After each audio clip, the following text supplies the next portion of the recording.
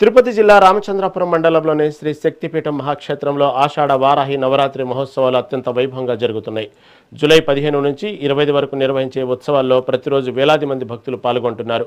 శ్రీ వారాహి అమ్మవారిని దర్శించుకుని ప్రత్యేక పూజలు, వారాహి మంత్ర హోమాల్లో పాలు పంచుకుంటున్నారు.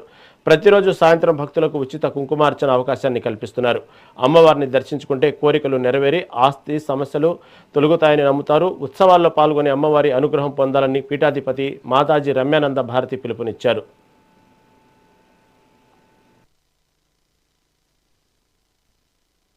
శ్రీ గురుభ్యో నమః. శ్రీమాత్రే నమః. జై వారాహి.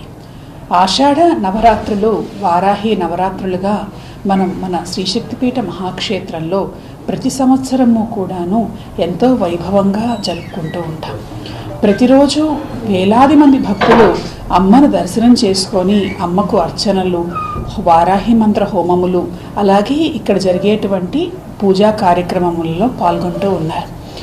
లక్షలాది మంది భక్తులు ఇప్పటికే ఈ మొదటి 6 రోజుల్లో అమ్మవారిని దర్శనం చేసుకున్నారు. శ్వేత వారాహిదేవిని. తిరుమల, తిరుపతి ప్రాంతం అంతా కూడా వరాహ శక్తి ఆధీనంలో ఉన్నది. మనం పురాణ వాంగ్మయం కనుక చూస్తే తిరుమల క్షేత్రంలో కొలువై ఉన్నటువంటి వరాహస్వామి యొక్క అనుమతితోటే కలియుగ ప్రత్యక్ష దైవమైనటువంటి వెంకటేశ్వరుడు కూడా అక్కడ స్థిర నివాసం ఏర్పరచుకున్నట్లుగా కనిపిస్తున్నది. అటువంటి వరాహస్వామి యొక్క శక్తికి మూలంగా వారాహిదేవి గురించి మనకి శాక్తేయ సంప్రదాయం చెబుతూ ఉన్నది. ముఖ్యంగా మనం శ్వేత వరాహ కల్పంలో ఉన్నాము.